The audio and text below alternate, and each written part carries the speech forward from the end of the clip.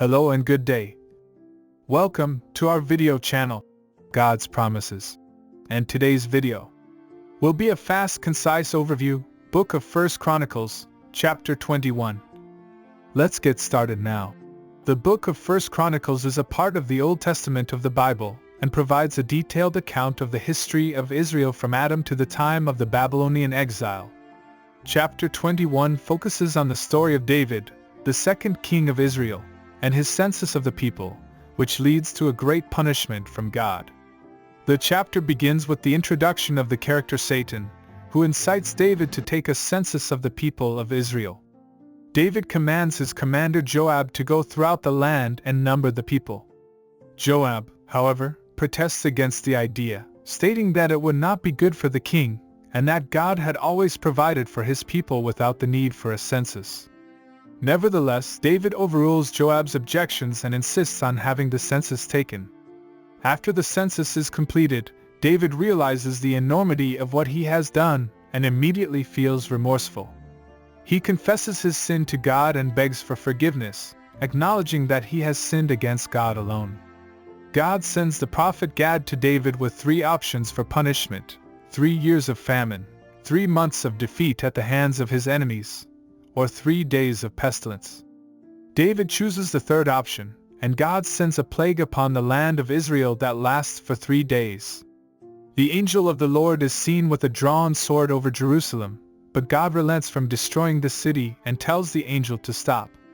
David sees the angel and falls on his face before God, pleading for mercy on behalf of his people. As the chapter concludes, David goes to the threshing floor of Ornan the Jebusite to offer a sacrifice to God to stop the plague.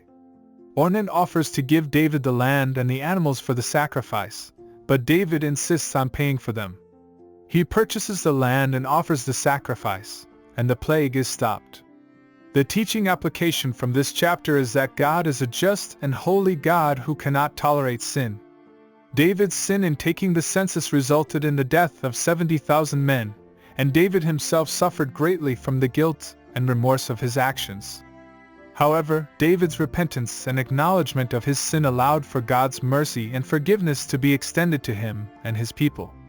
This story also teaches us about the importance of seeking God's will and guidance in our lives. David's decision to take the census was not based on seeking God's will but was instead motivated by pride and a desire for power.